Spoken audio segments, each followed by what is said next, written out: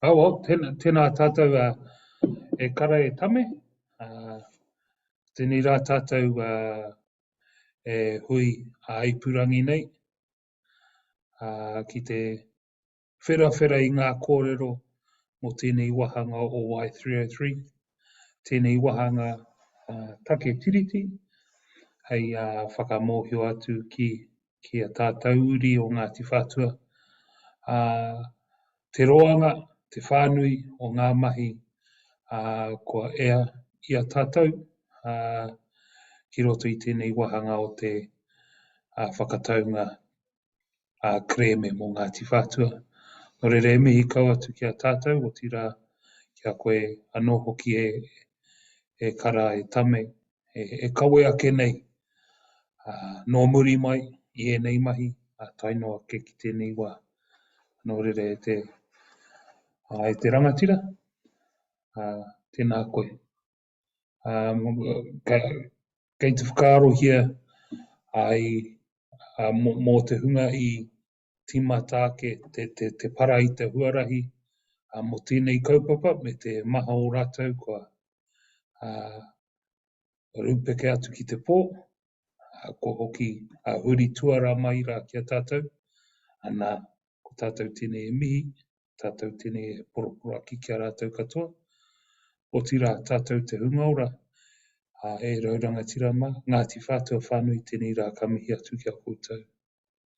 Well, Tame, it's been a full-on few months since our last report back in the last AGM at the beginning of this year.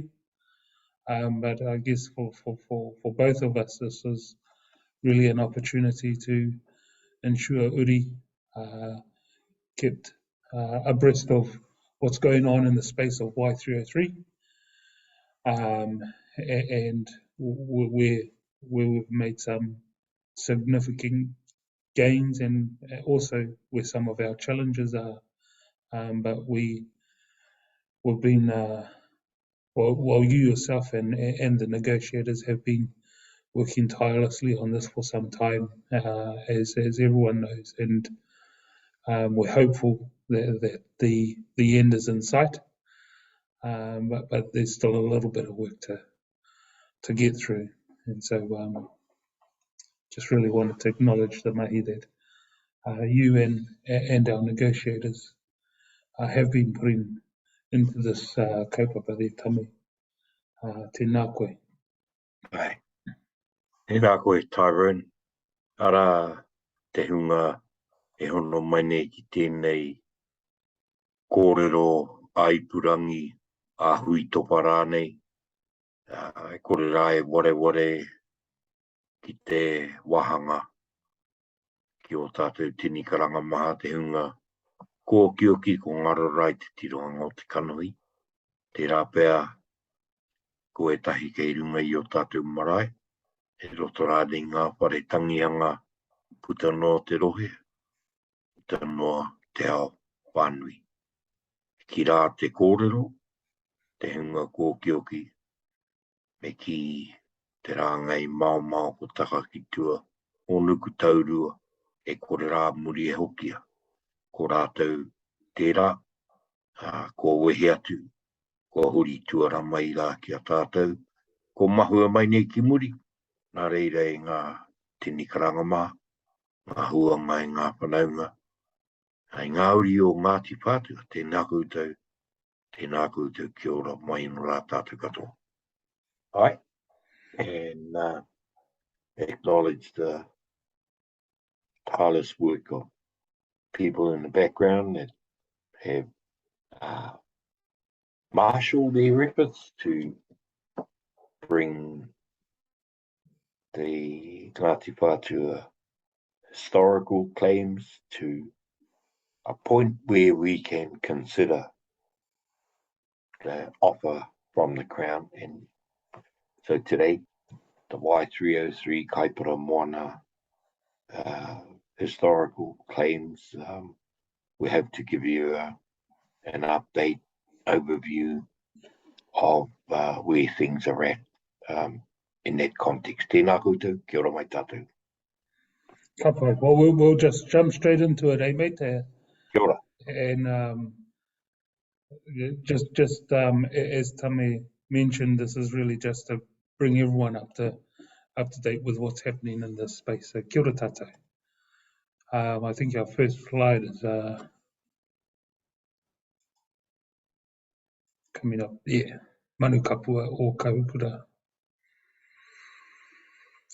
Well, in May 2022, May of this year, Te Urioho Settlement Trust resolved in principle support to the request that the Crown transfer manu kapua o kahukura through the Y303 settlement. And Tame, if you want, are you able to kind of elaborate on this? Because it's actually quite a significant piece of mahi that's gone into this with Te Urioho, and just to bring to light some of the things that have been achieved through this part here. Tēnā koe. Aye. It's worth noting that the records of the Crown for the mouth of the Kaipara Moana, Kaipara Harbour, showed in 1852 a survey map conducted by a vessel called Pandora, and it showed the prominent headland right at the mouth of the Kaipara Moana. The southern portion was named Kaipara. The northern portion was named Waiwo. That's 1852. And, you know, the legacy of Mahuhu ki te Rangi, and of course, Rongomai, preceded that by some 600 odd years. And what this is really predicated on is the part that Rongomai tupuna had to play in our identity as Ngāti Whātua. And the question is one based on tātai, whakapapa.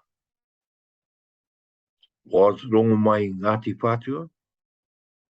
The answer's got to be no, he wasn't.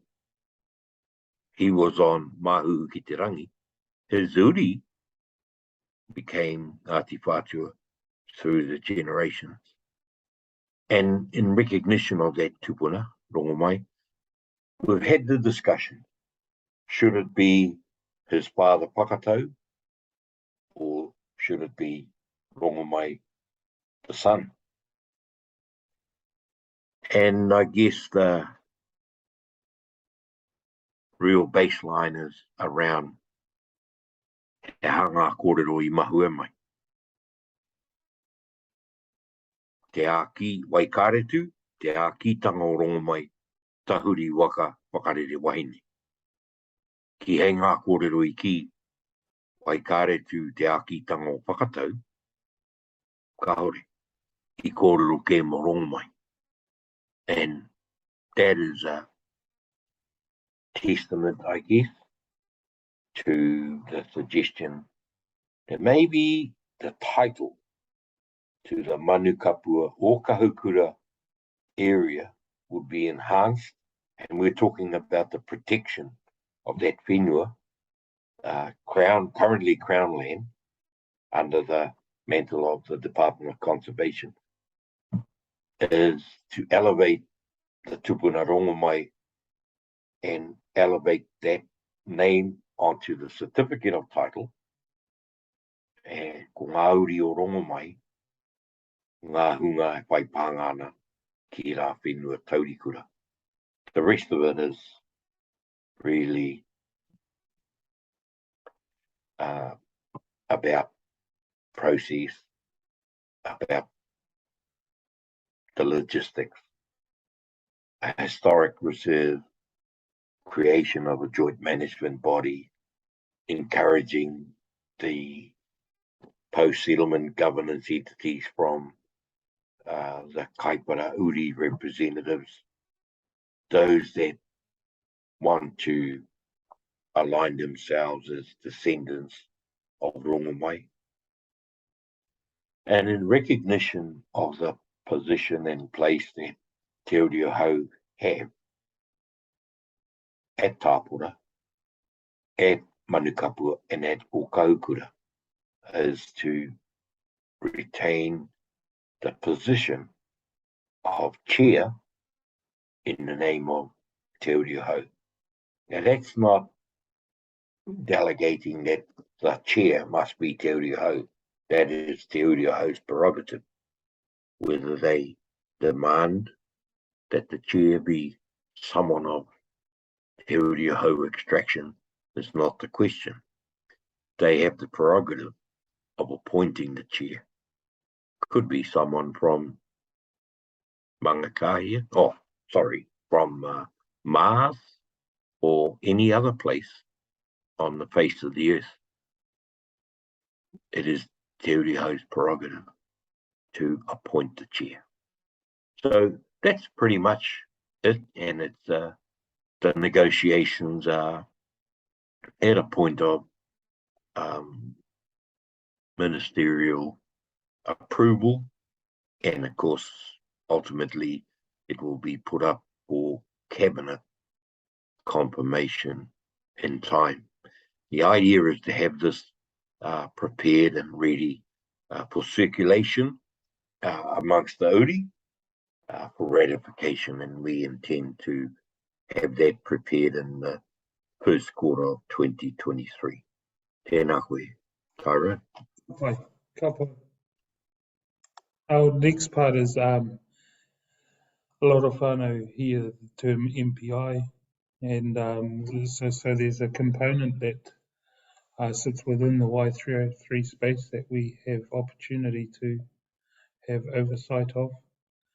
Do you want to walk us through those points with the Ministry of Primary Industries there, e te rangatira? Hi, tēnā koe. This is probably one of the components that has been sort of agreed with iwi following the 1992 fisheries and settlement, and then the subsequent aquaculture settlements as well. So all of those pieces of legislation have brought about this idea of iwi having a direct engagement with the ministry back in 92 of fisheries. By 1995, it talked about a Ministry of Agriculture and Fisheries, and in 2022, we're talking about a Ministry of Primary Industries. So that's an example of how central government tend to go through many phases of changes. And I must add that right as we speak now, there is a Minister of Oceans, the Honourable David Parker, which also sort of drives to the point on the second panel there that talks about the 200 nautical miles offshore, sometimes referred to as the exclusive economic zone of this country of New Zealand. But the critical part about this is in the 1992 fisheries settlement, our value as Ngāti Whātua was measured on the ocean side or the Tasman sea side of a geometrical line that ran between the north and south head of the kaipara. So as the period has passed, data and detail has been collected since 1992 that categorically shows the value of snapper caught off the west coast of this country. 97% of it originates out of the kaipara moana. So who picks that value up when our value as Ngāti Whātua was on the ocean side, the sea side that juridical line. Those are the sorts of issues that our advisory committee that's been proposed here will be able to raise questions and begin those sort of discussions. I think the other two panels talk about a situation where Te Uri o Hau have a statutory acknowledgement for the marine area at the front edge of the Paraheke Reserve. This allows this arrangement with the Ministry of Primary Industries allows the formation of an agreement where the management of that whole area can be seen as something that's delegated to Hapu, and that delegation is in the form of the fisheries regulations that allow the Ministry of Primary Industries to empower that. And then, of course, the last section here talks about exotic varieties, and we need to realize that once upon a time there were native oysters populating Kaiparamoana. Then these Japanese oysters arrived, cross-pollinated, and you get sort of half Japanese looking local oysters called Pacific oysters. But you know, the whole aquaculture industry, the aquaculture oyster industry is based on those Pacific oysters. So this is an attempt to ensure that there are provisions in our Y303 settlement that looks at species like the Asian date shrimp. Sorry, the Asian date shrimp. Should they become a sort of species, an exotic variety, if you like, on the fisheries quota management system, and we don't want to be sort of on the end of receiving the benefits of that. So these protocols are really an opportunity to establish our alignment to what is currently available to Ngāti Whātua by way of the deed of settlement. Kia ora, Tyrone. Okay. And we've done a little bit of mahi, or well, we've done quite a lot of mahi in the historical account section these past few months. And our negotiators have had the opportunity to review and raised a number of points through the review with people such as Bruce Sterling, and our negotiators are continuing to work through that mahi with Tame, and working towards making it the best possible account of our history as Ngāti Whātua. Is there anything else that you wanted to add in this part here, Tame? Probably just make a point that the historical account is really our foray as an iwi to try and align our 4 historical claims across the Confederation of Ngāti Whātua. Then you add the 2 fisheries aquaculture-based claims, and then you add the Tāmaki collective claim.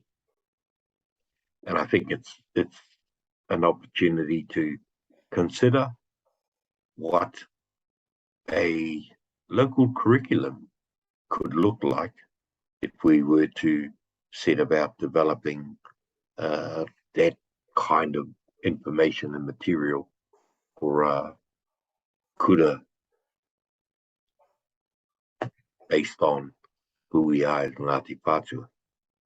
And like to make a little bit of a suggestion here, and we'll talk a little bit further about that, is 2025 is looming, and those of you that have got your history books out would probably care to note that 1825 is quite a special year in our history, but we don't want to dwell on that. We want to dwell on the future and making sure that our uri are absolutely clear on the decision that our iwi leadership made in 1825. And it goes something like, there's no future in trying to measure our progress into the future through the point of a musket. Kia ora. Okay. The social agency relationships. This is probably one of those areas that has a hell of a lot to offer in terms of how we go about organizing ourselves, in terms of digitizing our information, recording sort of location, places of significance, items of significance. And this, a lot of this has sort of been initiated through the Heru Hapai strategy and the creation of the hono kaupapa, the sort of toy ideas. And that publication, the hono publication, I think has a hell of a lot to offer the kind of extension into the work of the Department of Internal Affairs, the various divisions there, Heritage New Zealand, Te Papa Tongarewa, and then of course shifting over to the work of our whanaunga Anahira Morihu and Ruki Tobin in that whole archives sector. I know that, you know, we ought to be talking about digitizing the images, the kōrero, and I mean, just that backdrop in our opening slide is a wow.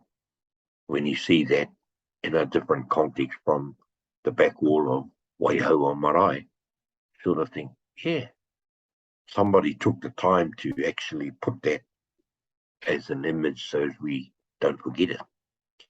And so we are talking about, you know, trying to organize sort of a process and a form of establishing protocols. And we've come up at this stage with ideas of letters of introduction or points of engagement at the chief executive level. And if I could probably use the example of the high level of flurry and as people were scrambling to attend a meeting summoned by Te Papa of people to attend a discussion on koiwi that had been pilfered out of takotoranga koiwi and ana koiwi at the late 1800s. And we're located in the other side of the bloody world at some museum in Austria, in Vienna. I think that's the sort of stuff we want to at least have protocols in place, make sure that this is not about the protocol at the Te Papa end. This is about the protocol ki te haukainga, that we are structured, organised, ready and prepared to accept and receive taonga like that. And the point is this: tapu was broken, protocol was broken when those things were pilfered, and we cannot afford to just go willy-nilly and relocate them like we were relocating an item through an auction room. Nā kāhore. Tapu anō te tapu, he mana anō te mana. Tēnā koe, Tyrone. Ka pai. Tēnei wahanga e whakanui ana hoki tō tātou hitori, ne? The memorial program, and so this has already been well established by yourselves, Tame, you and the negotiators, talking this through, and this is aimed at memorializing our history. Yep. And Tame made reference to the Te Ika Ranganui, More Monui, and those components that, or those moments in history that played a big role in shaping Ngāti Whātua as well. Yeah. I think, Tyrone, the point about this provision in the deed of settlement is that it is about memorial, the component of memory that we want to establish. Those two sites are quite significant in our recent history, and I'm saying last 200 years. But there are other places that perhaps our uri whanaunga need to consider. And I am reminded of Kākaraia and what took place in the old part of the Kākaraia Urupa, and of course what took place at Marohima. And I think that that's something that should be left ana ki ngā uri ake o tērā wehenga, tō tātou wehenga ki o tamatea, ke he rātou te kōrero. Mena he whakaaro o rātou mō he rā wāhi, mō he rā whenua, mō he rā tohu, ki te hanga I etahi momo kaupapa whakamahara, kia kaha te kōrero. Nōna kia e hara tēnei I te momo whakataetai, te wāwāhi rānei te wehewehe nā kāore. I kaua e rangi rua, e hara tēnei I te ki, a tika ana tērā he ana te tahi atu kāore. E rangi mena he wāhanga, he huringa I o tātou whakaaro, ke kaua tātou e ware. Pēhea te takoto o e rā whenua rangatira, taurikura, ki ana hoki I ngā tohu ao tātou whenga o tātou tupuna. Kia ora rā. Ka pai. The Paraheke work program, and you touched on this a little bit in one of the earlier slides as well. Yeah. I guess a big part of this is really to say that I think the recognition is there from the Crown. They're at a bit of a loss. We currently have Te Uri Ahau with a statutory acknowledgement of the marine margin of the Paraheke Reserve. I think we want to elevate that a little more to give it more substance, to give it more certainty, and as we are talking there about meaningful measures on how to engage ngā uri ake o taua wāhanga, taua wehenga. It's not to sort of distinguish one from the other, but we have to think of a time when I don't know, we don't want to wait till someone decides to put a I don't know, a water bottling plant or a marine turbine or something right there, and then we call ourselves to arm and, end up like the Waby landfill. No. This is an opportunity to actually put something down in a planned, processed manner. So, ara te kaunihira o Tāmaki, me te rōpū o Pauhere Taonga, ana ki te tautoko I tēnei whakaaro. And we've had indications from the Crown that they're prepared to sort of see that happen outside of the deed of settlement. Kia ora. Yeah, I guess that's a really important kind of fact that this component is being pursued outside of that deed of settlement with the council and with Pauhere Taonga. So although it sits in this space of Y303, it's been indicated to us that this can be pursued through that pathway that sits outside of the deed of settlement. Kia ora. Freeway properties.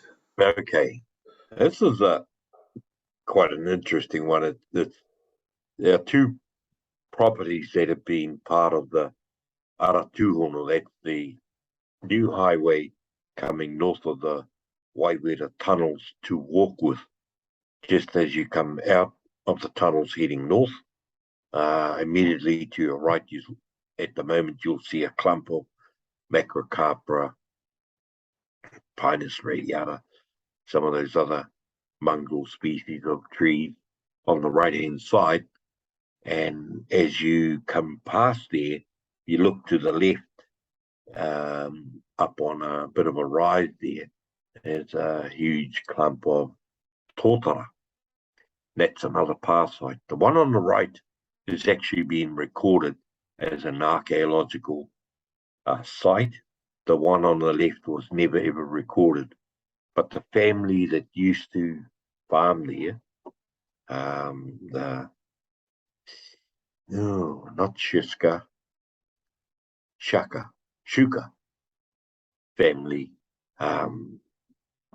the 75-year-old that used to live there, talked about his grandfather giving him instructions as a 90-year-old when he was a kid about taking care of that site, because the old Bohemian remembered the people that looked after him when he was a kid, and he arrived there with his parents and forebears as people looking for a place to stay. So those two properties are on the table, on the discussion list with Waka Kotahi, and it's really about a restoration effort. As you come north from the tunnels, you will see on the left and right hand side of that section of the motorway some cut out coarse steel figures that represent those tupuna, our whainga, who once lived and occupied those areas. So we want to elevate this whole point a little bit above cut out steel figures, and to actually secure, just like Manukapua and Okahukura, those land blocks.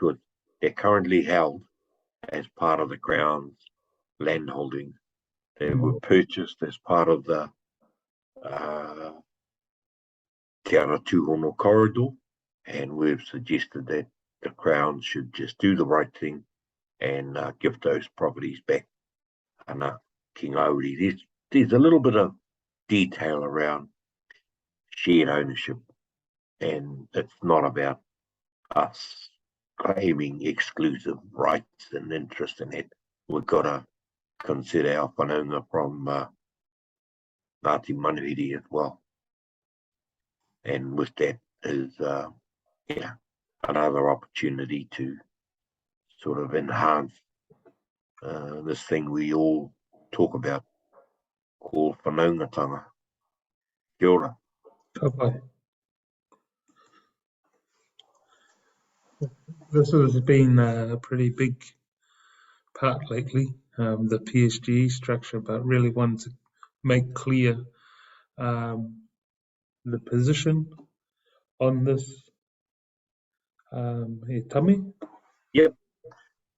I guess the critical part of this is really decisions need to be taken by those that have been warranted, appointed, elected as trustees of Ngāti Whātua to give their sign-off. Details have been provided on models and options, but ultimately it's as the statement here is saying, that is trying to achieve a simple, flexible, tax-effective structure to align with the legislation around governance decision-making. And I think the critical part about that is, how Y303's option, how that should be based on lessons learned across the existing post-governance settlements entities within the Confederation Ngāti Whātua. But that's pretty much the nutshell, Tyrone. Kia ora. The draft commercial redress status. Yeah, I think the focus here is on these three main areas. First is the sort of areas that are under consideration now. I think once again, there are some issues that could be sorted out outside of the deed of settlement per se, and I think provisions can be made to accommodate that. And that's in two parts on either side of the motorway. Triangle Road, Lincoln Road is on the western side, of course, and that area has been found to contain a whole network of underground provisions and measures to counteract sort of whatever charges are going to come out of things like lightning strike and anything that short circuits the radio frequency network. And then across the road on the eastern side, the harbour side of the motorway is the Selwood Road options. And the latest update from the Crown is that is tagged for industrial or semi-industrial development, whereas the Triangle Road, Lincoln Road properties options there are for housing and that level of urban development per se. So we move to the sale and leaseback opportunities in Ruakaka. That's still under negotiations, and it's simply because we have an obligation to our whanaunga 276 of them declare themselves as patuarake ki Ngāti Whātua, and then there's 770 odd or 790 odd people who declare themselves as parafo in Ngāti Whātua. The parafo component is saying parafo ki runga, patuarake ki muri. That's not our argument, that's theirs, entirely their prerogative. But the opportunity to deliver something for both of those two groups resides in us. Unless we are directed otherwise, the opportunity here is to retain that option on those properties in Ruakaka. The Mahurangi RFR agreement is something that was established through the Tāmaki collective agreement, and it is a signed agreement with the Crown as the holder of that agreement with the Marituahu Iwi, and they are a collective of those tribal groups down there, and Te Kawerau Maki, and of course ourselves representing the Confederation of Ngāti Whātua, and it's principally around that Whangaparaoa out to Tiriti, Mātangi, and up to the southern part of Mahurangi. That's probably the south side of Warkworth. So anything and everything in there that's related to surplus Crown land on the mainland, not on the water, on the mainland, including Kauau Island and places like that, Tiriti, Mātangi I've already mentioned. So that's registered with the Crown, and it is an option that we have to access surplus Crown lands in that general area. Kia ora. Okay, these parts here are self-explanatory. Te Uriahau has an arrangement with the Crown that expires in 2052, and the proposition that we have before the Crown is to extend that beyond 2052, but we're still sort of finalising the details of what that means. So essentially, Y303 is proposing that from the time we sign a deed of settlement, we go back and measure the period it has taken, or the duration since the signing of the treaty. So if we sign this in 2023, you do the maths, minus 1840, you get an idea of how many years we want this agreement to sit in place for the Confederation of Ngāti Whātua. And in doing so, we're promoting the idea to the Crown that this should be an option where we give priority for those property or those pieces of property that have a particular significance for Te Uriahau, but otherwise it's an option that should become the opportunity, or the opportunity should be given to the Ngāti Whātua entities to exercise, and some consideration of rights of first refusal. Aotaha marae, it remains an opportunity to uphold, if you like, the position taken by our Ngāti Whātua kaumātua at the time when that place was dedicated, the land was dedicated to build a marae. And that is really quite simply to have a facility accessible to the people of the North Shore, including Māori who live in that general area. The option to retain it as part of the commercial settlement is purely and simply an ease of transfer and the ability to process the transfer as part of the Y303 settlement. In other words, we are able to buy it for a nominal amount. It has yet to be finalised, but it could be, you pluck a number out of the air, and that could be as simple as it can get. But it doesn't sort of alter because we're never in there for anything of a historical, cultural sense. And I think a key part to remember and retain about Aotaha Marae, it sits right next door to another Crown block of property called the Auckland University of Technology, AUT.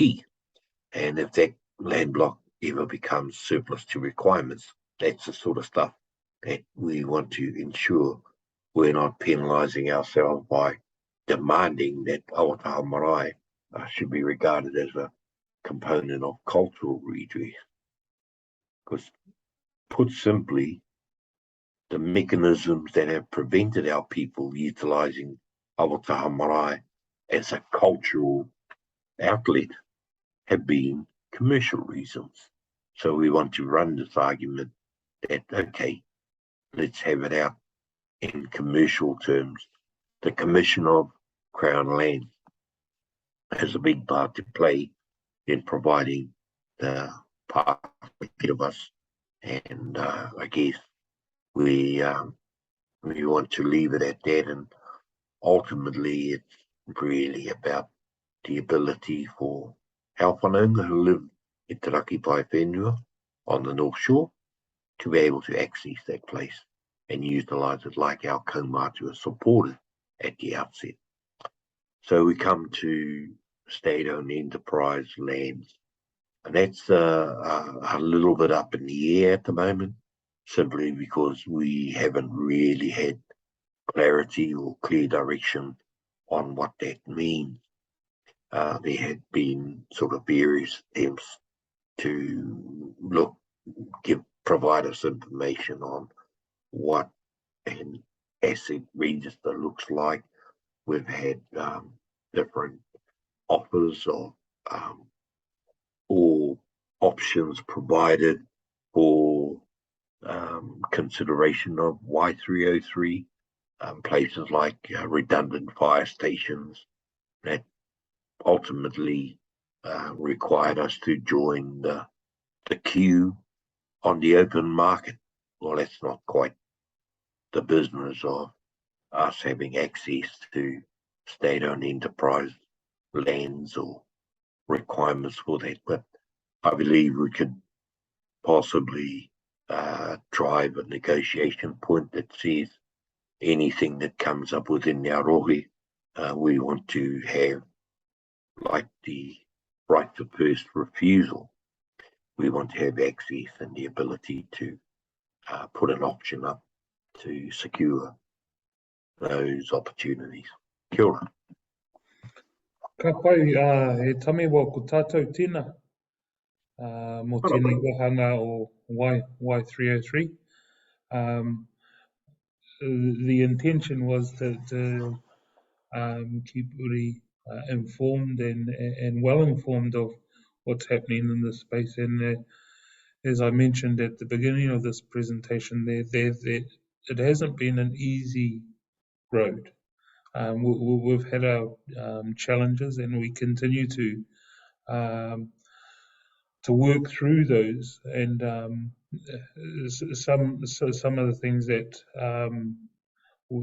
we're still covering off is our overlapping interest space and the discussions that need to occur in that space. And also, I just wanted to acknowledge that there's some mahi that we need to continue to work on or work through with disputes matters that sit on our table at the moment, and it's not necessarily as a result of Y303, but it is impacting the mahi that we're doing in this space. So in the background, there's a lot more mahi going on, but this was really to keep Uri up to date with what's happening in the Y303 space and what's occurred the last few months or the last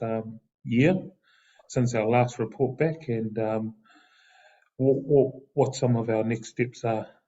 So e te rangatira, e tame boss.